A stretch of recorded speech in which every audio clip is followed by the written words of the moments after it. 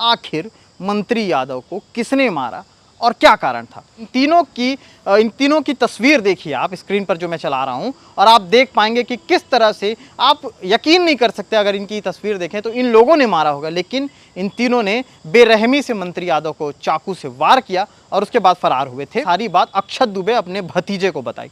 अक्षत दुबे, अमिताभ दुबे, इन दोनों को बताने के बाद इन लोगों के मन में ये सारी चीज़ें पलने लगी, ये सारी चीज़ें बार बार आने लगी। इनका आक्रोश धीरे धीरे बढ़ता चले गया।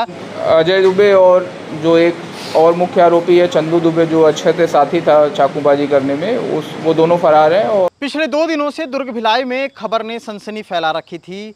सनसनी फैलाने वाली इस खबर और इस वारदात को जो अंजाम दी गई थी 21 तारीख दिन मंगलवार रात के 8:30 बजे, जब दुर्ग बस स्टैंड, नया बस स्टैंड के वाहन पार्किंग के ठेकेदार श्रीराम उर्फ मंत्री यादव की हत्या कर दी जाती है, जो कि पचरीपारा दुर्ग के निवासी थे, गंजपारा चौक की तरफ जा रहे थे कि अचानक 3 लड़के बाइक से आते हैं, उन्हें ताबड़तोड़ उन पे चाकू और कटर से वार करते हैं। वार करने के बाद वहाँ से फरार हो जाते हैं और उसके बाद पूरे क्षेत्र में जो है अलर्ट जारी हो जाता है, पुलिसिंग वहाँ पर तगड़ी हो जाती है और चारों तरफ एक ही विचार विमर्श चल रहा था कि आखिर मंत्री यादव को किसने मारा और क्या कारण था।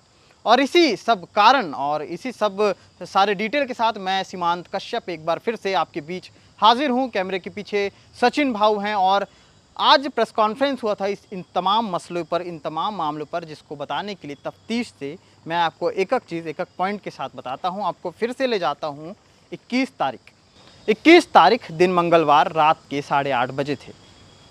पचरीपारा निवासी मंत्री यादव, श्रीराम उनका नाम है और मंत्री यादव उन्हें बोला जाता है मंत्री नाम से, जो कि नया बस स्टैंड में वाहन पार्किंग का ठेका लेते हैं। काफ़ी समय से ठेके को लेकर के पहले पूर्व में ऐसे कुछ विवाद भी चले थे। उन विवादों के बाद भी इनके पास ये हक इनके जिम्मेदारी में था कि ये उस पार्किंग की ठेकेदारी कर सके।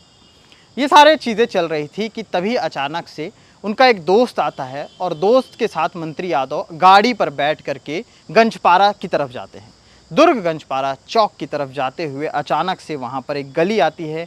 गली के पास जैसे ही पहुँचते हैं कि तभी 3 युवक आते हैं बाइक से और वहाँ उन्हें बहस करते हैं, उनसे पुराने विवाद को लेकर के लड़ाई झगड़ा करते हैं। और उसके बाद जब बहस बढ़ जाती है तो तीनों युवक अपने, जिनमें से एक युवक अपने जेब से चाकू निकाल करके और तीनों धारदार हथियार से वार करते हैं। तत्काल मौके पर ही इतना वार करते हैं कि जिस तरह से लहूलुहान मंत्री यादव की शरीर जिन लोगों ने देखा है वो बता सक रहे थे कि उम्मीद ही नहीं थी कि वो बच सके। और वही हुआ, हत्या कर दी गई, वारदात को अंजाम दे दिया गया और अंजाम देने के बाद आरोपी वहां से फरार हो गए। उसके बाद आसपास के क्षेत्र में सनसनी फैली तो लोग वहां पर पहुंचे, उसके बाद पुलिस पहुंची, जांच में इन सारी चीज़ों को लिया गया। कारण ये स्पष्ट नहीं हो पा रहा था कि आखिर 3 लोगों ने उन्हें मारा क्यों। 3 लड़कों ने मारा। किन 3 लड़कों ने, उनकी तस्वीर मैं आपको स्क्रीन पर दिखा रहा हूँ। ये वो 3 लड़के हैं। इसमें से एक का नाम अक्षत दुबे है, एक का नाम शुभम है और एक का नाम वंश है। तीनों की उम्र आप इनके चेहरे से अंदाज़ा लगाइए तो लगेगा कि बहुत ही कम उम्र के ये लड़के हैं। लेकिन आजकल क्राइम करने के लिए उम्र नहीं देखी जा रही है, बिल्कुल कोई क्राइटेरिया डिसाइड नहीं होता इन सब के लिए। जेब में रखे चाकू से मान्या सुरवे की तरह चाकू चला देना, अपने आप को डॉन बनाना, अपने आप को अंडरवर्ल्ड की तरफ पेश करना, गैंग वॉर जैसी स्थिति पैदा करना, आजकल के लड़कों, कुछ ऐसे लड़कों जिनके मंसूबे इस तरह से कामयाब होते जा रहे हैं। बिल्कुल वैसा ही इन तीनों के साथ है। इन तीनों की तस्वीर देखिए आप स्क्रीन पर जो मैं चला रहा हूं, और आप देख पाएंगे कि किस तरह से आप यकीन नहीं कर सकते अगर इनकी तस्वीर देखें तो इन लोगों ने मारा होगा, लेकिन इन तीनों ने बेरहमी से मंत्री यादव को चाकू से वार किया और उसके बाद फरार हुए थे। तत्काल दूसरे दिन ही पुलिसिंग इतनी तगड़ी हो गई कि दूसरे दिन तक, शाम तक बताया जाता है कि तीनों आरोपियों की पहचान हो चुकी थी, तीनों आरोपियों को पकड़ा जा चुका था। 23 तारीख को प्रेस कॉन्फ्रेंस होता है और प्रेस कॉन्फ्रेंस में इन तीनों को हाजिर किया जाता है, सामने लाया जाता है मीडिया के। और इन लोगों से जब पूछताछ कर रही थी पुलिस तो इन लोगों ने डिटेल में वो सारी जानकारी दी जिसको मैं बार बार कह रहा था कि आखिर क्या कारण था इसके पीछे। तो कारण ये था अजय दुबे। ये कोई नाम नया नहीं है, पुराना नाम है और एक बड़े नेता के साथ भी ये नाम जुड़ कर के कई बार सामने आता रहा है उनके प्रचार प्रसार के लिए। साथ ही साथ इससे पहले कई ऐसे वारदात को अंजाम देने में भी अजय दुबे का नाम आता रहा है। अखबार वाले हिस्ट्री सीटर लिखते हैं इनके नाम के सामने। अजय दुबे और मंत्री यादव के बीच पूर्व में किसी तरह का विवाद भी हुआ था। विवाद शायद बताया जाता है सूत्रों के अनुसार कि पार्किंग को लेकर के था या फिर ठेकेदारी को लेकर के था और तमाम सारी चीज़ें हैं। लेकिन कुछ विवाद हुआ था जिसमें मंत्री यादव ने मारपीट जैसी स्थिति पैदा की थी और वही उनके मन में, जो अजय दुबे है उसके मन में ये चीज़ घर कर गई थी कि अब किसी न किसी तरीके से किसी न किसी दिन मंत्री यादव को उसे मारना है। और उसने ये सारी बात अक्षत दुबे अपने भतीजे को बताई।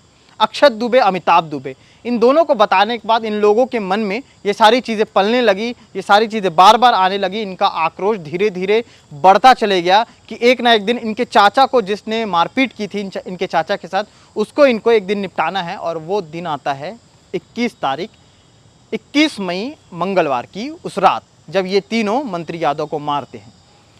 ये पूरी घटना पुलिस वालों को बताने के बाद, ये सारी चीज़ें जब इन लड़कों ने बताई तो और तफ्तीश से पूछताछ करने के बाद पता चला कि अमिताभ दुबे और अजय दुबे मौके से फरार हैं। हालांकि इन दोनों को भी आरोपी घोषित किया गया है। इनकी भी पुलिस गिरफ्तारी के लिए तलाश जारी कर चुकी है और लगातार तलाश की जा रही है। पुलिस का ये कहना है कि जल्द ही इन दोनों को भी पकड़ा जाएगा। इसके बाद पूरी पिक्चर क्लियर हो पाएगी कि अजय दुबे से जब पूछताछ होगी तो शायद पूरी पिक्चर क्लियर हो पाए कि विवाद किस वजह से मंत्री यादव के साथ अजय दुबे का हुआ था, क्या कुछ कारण था। क्योंकि अभी तक इसमें संदेह है कि क्या सिर्फ ठेकेदारी और पार्किंग को लेकर के था या किसी और चीज़ को लेकर के। ये सारे मामले हैं। इन सारे मामलों के बाद प्रेस कॉन्फ्रेंस होता है। प्रेस कॉन्फ्रेंस में दुर्ग कप्तान जितेंद्र शुक्ला उन तमाम चीज़ों को लेकर के वहाँ पर पेश होते हैं अपनी फाइलों के साथ, उस कागज़ के साथ, और वो पूरी चीज़ें तफ्तीश से बताते हैं कि आखिर उन लोगों के बीच क्या कुछ हुआ था। आइए वो वीडियो भी आपको दिखाता हूँ। चाकूबाजी के शिकार हुए थे और उनको जब पुलिस वहाँ घटनास्थल से उठा के जिला हॉस्पिटल ले गई थी, वहाँ पे इलाज के दौरान उनकी मृत्यु हो गई थी। उनके बयान के आधार पे हमने जो संदेही थे या जो आरोपी थे इसमें इस घटना के दौरान, उसका नाम पता चला और जैसे ही हमने उनकी पता तलाश चालू की तो वो यहाँ से लगभग हत्या करने के बाद ही फरार हो गए थे। तो नेक्स्ट 24-28 घंटों में हमने उनको सरगर्मी से तलाश की है और अभी तक 3 आरोपी जो हैं उसमें से वो गिरफ्तार किए जा चुके हैं। उसमें मुख्य आरोपी जो अक्षत दुबे, जिसने चाकू मारा था, वो अभी गिरफ्तार है। उसको हमने यहीं पे भिलाई में सेक्टर 9 से गिरफ्तार किया है। और बाकी जो 2 आरोपी हैं, वंश राजपूत उसको तालपुरी से और शुभम शर्मा जो कल रात में बागनदी बॉर्डर से हमने अरेस्ट किया, जो मुंबई भागने की फिराक में था। घटना का विवरण ऐसा था कि दोनों मंत्री यादव और इन तीनों आरोपियों में जो अक्षत दुबे है, उसका जो चाचा है जो अजय दुबे, वो मुख्य इसमें कॉन्स्पिरेसी में शामिल थे। क्योंकि इसके पहले भी इन लोगों की आपस में लड़ाई झगड़ा चलता रहा है अजय दुबे और मंत्री यादव के बीच में। पिछली बार उसी लड़ाई झगड़े में अजय दुबे को चोट भी आई थी और अजय दुबे के खिलाफ फिर अपराध दर्ज होकर वो जेल भी गया था। अभी अजय दुबे 1 महीने पहले ही छूटा है।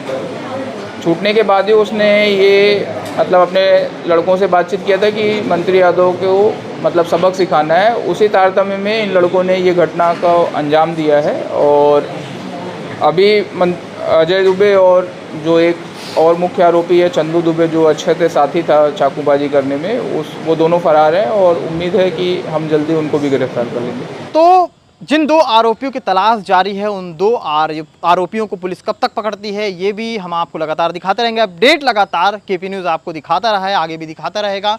क्या कुछ और नई खबरें आती हैं, क्राइम से जुड़ी खबरें आती हैं, उसकी भी अपडेट के लिए आप नोटिफिकेशन पाने के लिए इस चैनल को सब्सक्राइब ज़रूर कर दें ताकि पल पल की अपडेट आप तक पहुँच सके। शुक्रिया।